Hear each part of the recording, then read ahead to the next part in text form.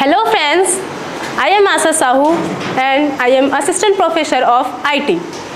आज हम डिस्कस करने जा रहे हैं एक कॉमन सी टॉपिक ऑपरेटिंग सिस्टम, और ये जो टॉपिक है वो सभी स्टूडेंट्स के लिए जैसे BCA, DCA, PGDCA सभी स्टूडेंट्स के लिए यूज़फुल होगा। क्योंकि हम जानते हैं कि कंप्यूटर की जब हम बात करते हैं तो हम ऑपरेटिंग सिस्टम जैसे एक सॉफ्टवेयर का नाम सुनते हैं। आप लोगों ने सुना ही होगा इस नाम को, ऑपरेटिंग सिस्टम। इसके नाम से पता चलता है कि ये जो है हमारे कंप्यूटर को ऑपरेट करता है। किस तरीके से ऑपरेट करता है, एक एग्जाम्पल के थ्रू हम समझ सकते हैं। जैसे हम एक ह्यूमन है, राइट? ह्यूमन बॉडी का सबसे इम्पॉर्टेंट जो पार्ट होता है, मेन पार्ट, वो क्या होता है? ब्रेन, है ना? उसी तरीके से कंप्यूटर जो है हमारा ऑपरेटिंग सिस्टम के बिना कोई भी वर्क नहीं कर सकता है। क्या हम as a human body without brain कुछ कर सकते हैं? नहीं। हमारे पास बहुत सारे जेस्चर्स होते हैं, लाइक हमारे हैंड्स है, लेग्स है, आई है। उसी तरीके से कंप्यूटर के पास भी कंपोनेंट्स होते हैं, जैसे कीबोर्ड्स, माउस, CPU और उसके अदर कंपोनेंट्स। लेकिन जब तक वो ऑपरेटिंग सिस्टम हमारे पास नहीं होगा, हम कोई भी काम उस पर नहीं कर सकते। तो हम यह कह सकते हैं कि ऑपरेटिंग सिस्टम जो है वो एक इंटरफेस का काम करता है। अब ये इंटरफेस क्या होता है ना? तो जो हम हार्डवेयर यूज करते हैं, हार्डवेयर में क्या यूज करते हैं हम?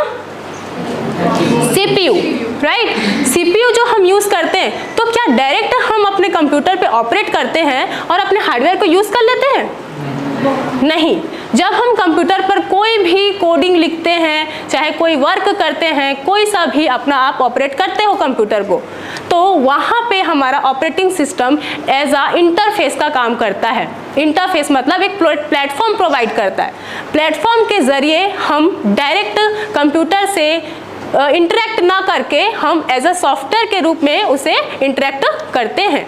चलिए देखते हैं कैसे हमारा ऑपरेटिंग सिस्टम वर्क करता है।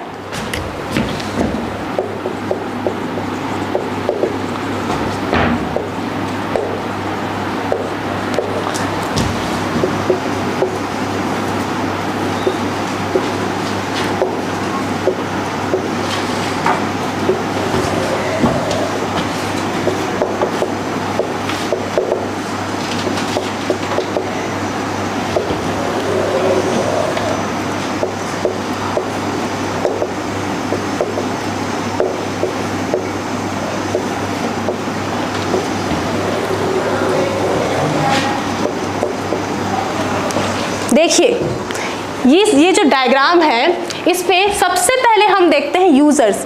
यूजर मतलब क्या होता है? जो कंप्यूटर को यूज करता है। तो कंप्यूटर यूजर क्या डायरेक्टली हार्डवेयर से इंटरेक्ट करके जो भी काम करना होता है वो करता है? नहीं। हार्डवेयर पे ना कोई हमारा काम होता है, ना हम उसे डायरेक्ट उससे इंटरेक्ट करते हैं। हम ऑपरेटिंग सिस्टम के थ्रू हर एक हार्डवेयर कंपोनेंट्स को, हार्डवेयर के पार्ट्स को यूज करते हैं। कैसे करते हैं? यूजर एप्लीकेशन प्रोग्राम्स, आपके जो एप्लीकेशंस होते हैं, जैसे आपका व्हाट्सएप, इंस्टाग्राम, फेसबुक, जो कि सोशल मीडिया पे ये सब कोई आप लोग यूज करते ही हैं। इसके साथ साथ जब हम कंप्यूटर सिस्टम की बात करें तो आप Microsoft Word, Microsoft Excel, PowerPoint, access जैसे टूल्स का यूज करते हैं, राइट? तो उन्हीं सारे एप्लीकेशंस के यूज करके हम क्या करते हैं? अपने ऑपरेटिंग सिस्टम को कॉल करते हैं।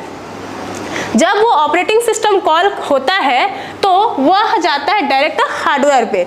हार्डवेयर क्या करेगा? ये ऑपरेटिंग सिस्टम जो है हार्डवेयर को रिक्वेस्ट जनरेट करता है कि यूजर के द्वारा आपको कोई यूज करना चाहता है। तो यहाँ पर ऑपरेटिंग सिस्टम सबसे इम्पॉर्टेंट रोल जो है वो प्ले करता है। विदाउट ऑपरेटिंग सिस्टम आपका एक भी वर्क नहीं हो सकता है।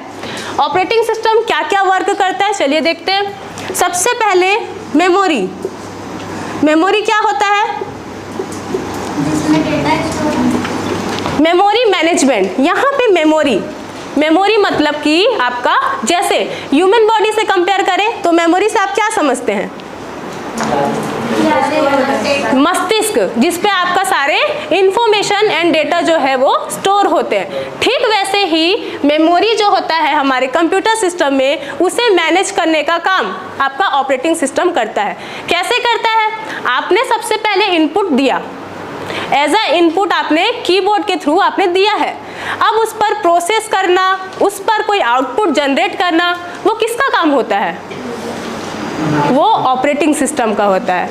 ऑपरेटिंग सिस्टम क्या करता है? यूजर से इनपुट लेता है, उसको लेकर मेमोरी में स्टोर करता है। ऑपरेटिंग सिस्टम उससे पहले लेगा, मेमोरी में स्टोर करेगा, देन उसे सीपीयू को असाइन करेगा।